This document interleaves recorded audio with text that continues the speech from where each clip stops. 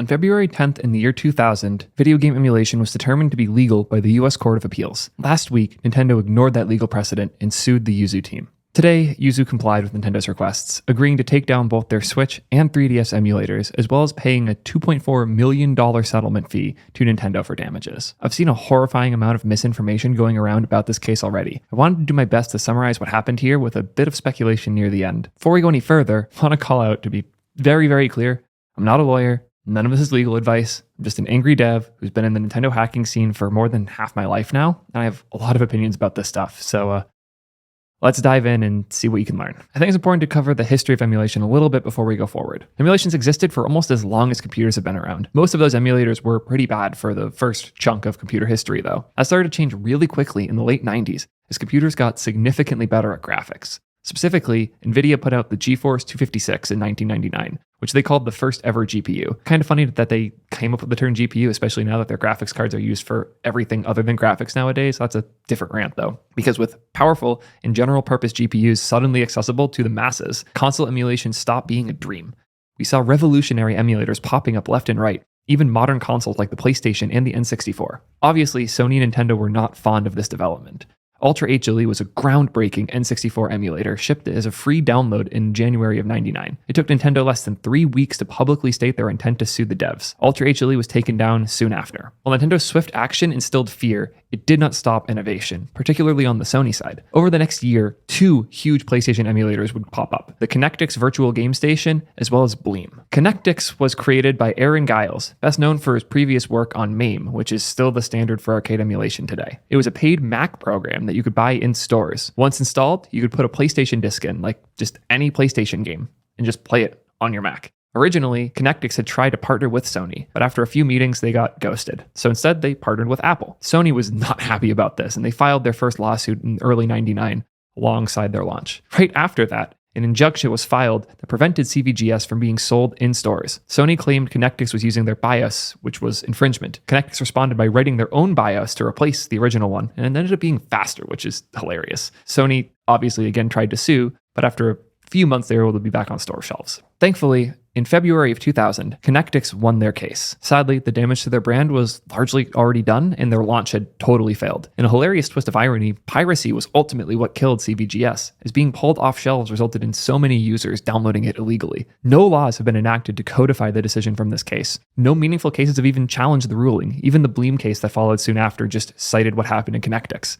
Emulators are only legal because of this decision from 24 years ago, making it 4 years older than MySpace. There's been a few recent cases, such as Nintendo suing LoveRoms in 2018 or their suit against Team Executor in 2020, and those cases aren't relevant to emulation as they were about illegally serving game dumps, and in the case of Executor, they were even selling them. The closest thing to a relevant case would be the recent removal of Dolphin from Steam. To TLDR the Steam Dolphin case, Wii games are encrypted. All Wiis have a key to decrypt the games in order to play them, and Dolphin included that 16-byte key in order to do the decryption, which Nintendo claims is illegal. I go in depth on that case in my last video, so check it out if you want more details. Honestly, probably worth going over Nintendo's uniquely shitty positioning in the piracy and emulation world, more so than specific cases, because understanding where they are and why they are affected by this is more important. Let's be real, Nintendo systems are emulated more than any other gaming company by a large margin. Why is that, though? I'd argue there's 3 key reasons. The first is that their games are timeless. Hopefully you don't have to argue that too much. Look at the popularity of Super Mario 64 or GoldenEye speedruns to this day. What PS1 game has a type of fan base that even compares to that? I'll wait. On both the PlayStation and the Xbox, the best exclusives tend to make their way over to PC anyways. It's still crazy to me that I can play Halo, Ratchet & Clank, or even Last of Us on my PC by buying them on Steam. But man, it's pretty nice to do such. There's a few reasons Nintendo would never do this, the biggest of which is the second reason for why they're so anti-emulation. That is that their hardware kinda sucks. The last time Nintendo innovated on the performance side was back with the N64, where they could actually compete with other consoles. Since then, they've been, at best, playing catch-up. The GameCube was a decent bump, but still just barely kept up with the PS2, and the Wii was an overclocked GameCube. In the Wii U, it was literally 3 Wii processors strapped together. I don't mean like multiple cores, I mean 3 different processors. It was chaos. And don't get me started on the Switch. Goddamn, they put a 3-year-old tablet processor in a console, and they've been selling it for almost a decade now. An iPhone 7 is slightly more performant than a Switch. What? The cap has made emulating their hardware much easier than modern consoles. It's also increased the incentive since pretty much any Android phone can run Tears of the Kingdom better than a Switch can. Speaking of shit software like, Android. Let's go on to reason 3. Their software is somehow even shittier than the hardware. This isn't about the quality of their games. As I said before, those are pretty great. But everything else is a little rough. From the ESOP shutdowns to the terrible security and the outright inability to make anything work online, Nintendo has kind of struggled in the modern software era. Don't get me started on their apps and the things over there either. Funny enough, this also kind of includes emulation, where their attempts to bring old games to the Switch have been questionably successful. Take a look at this footage of Ocarina of Time if you want to get an idea of what I mean. Enough about Nintendo though. Clearly they have a lot of reasons why emulation is becoming popular. We need to talk about the emulator itself. The Yuzu team originally started with the Citra 3DS emulator back in 2013. To this day, Citra is the only viable 3DS emulator. Yes, the only one. With 3DS manufacturing stopping in 2020 and the eShop closing last year, Citra's also becoming the only viable way to preserve and play 3DS games going forward. Citra isn't just important for 3DS preservation, it was also the starting point for the Yuzu Switch emulator, which started all the way back in January of 2018. Lots of code was shared between these two projects, and they were made by the same team. The Switch was a significantly more complex system, but that didn't seem to stop them from building it. They also announced a new Patreon alongside the Yuzu Switch emulator, with the goal of funding the team to continue development. Early access builds would be restricted to Yuzu Patreon supporters. At the time of Yuzu shutdown, they were making around $30,000 a month off of said Patreon. To be clear, even though they were on Patreon, both Citra and Yuzu were open source GPL licensed projects. Open source projects commonly fund themselves through Patreon. It's not particularly unique. Restricting early access builds to Patreon supporters is a little less typical, but it's not particularly uncommon either. It's hard to explain where this puts Yuzu in terms of morality. So this is dumb. I know that, but I want to draw a spectrum in terms of the enemies of these gaming companies. Executor fits really well in this bottom corner because they're going to damage your hardware and they also are going to charge you money as they do it. Pirate Bay, I'd say again, arguable. They're for theft. They're also for preservation, but they're primarily for theft, and they're not open source at all. You cannot access their code. They're free, but it's different. That said, what they're doing is built on top of torrents, which are an open standard. It's kind of hard to put them somewhere in the spectrum. I'll just drop it there for now. Yeah, Yuzu is where things get interesting because it is open source in the sense you can use the code, but it's also closed source in the sense you can't access those new builds until they've been put out for that. And you can even access the code for them until they've been mainstreamed into the core build. That's part of what makes Yuzu so weird here, is that they're not truly open source compared to Citra or Project 64 or these other things that are well known and loved in the community. Yuzu's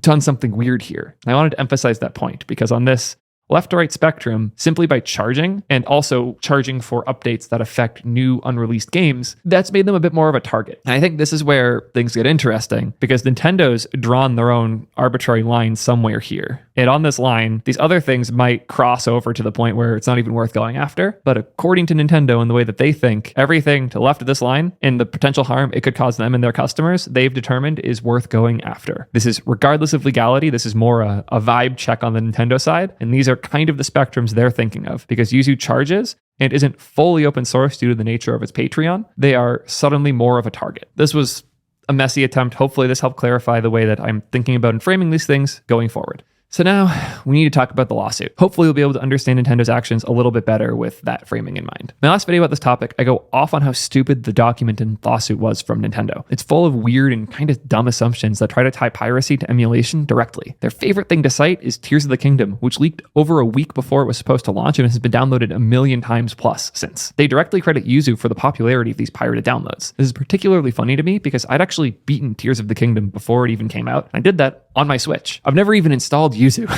This is where things get a bit messy, though. To be very, very clear, there's no legal precedent for a paid emulator being illegal, while free emulators are okay. In fact, all the cases I cited earlier were for paid emulators. They're pretty well established to be legal. The trend of emulators going open source is awesome, but it's not a legality thing. I've seen a lot of people conflating these two things happening, and I wanted to call that out because as far as we know, the only precedent for legal emulators is actually in the paid ones. So this isn't actually about legality. Why am I calling this out so loudly? Well, to be frank, it took me a bit to really understand it. And once I did, I realized something important. Nintendo doesn't actually care about any of those previous cases. The legality is not their focus. While Nintendo makes a lot of these threats, it's actually quite rare that they end up in court. Their priorities with these emulators is to kind of go down a list to see what they can do. It starts with the first step of try to scare the developers out of working on the emulator with vague DMCA threats. Step 2 is, if that fails, scare the distributors instead, like Steam and GitHub with similar threats. If somehow that fails, you go to step 3, which is sue the devs directly.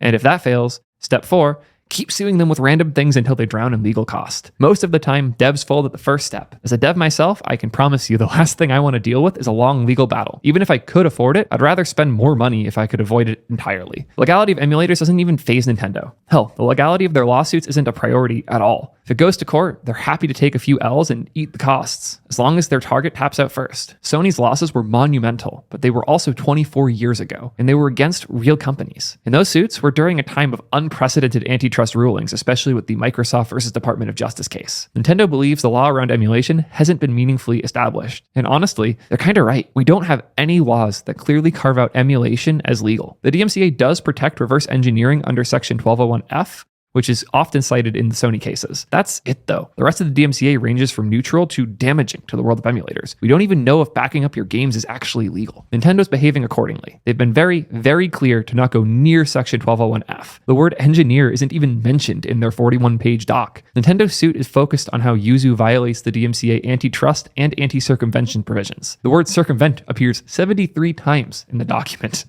They go as far as to say the following. To be clear, there is no lawful way to use Yuzu to play Nintendo Switch games, including because it must decrypt the game's encryption. Reminder that there is no precedent to actually know what is and isn't legal here. Nintendo is making a massive leap saying that using this is entirely illegal. Sadly, it's the right to do such, since none of these laws exist to explicitly defend emulation. Why are they taking such a massive leap, though? Why do they suddenly care? It's one reason. It's a big reason. It's Tears of the Kingdom.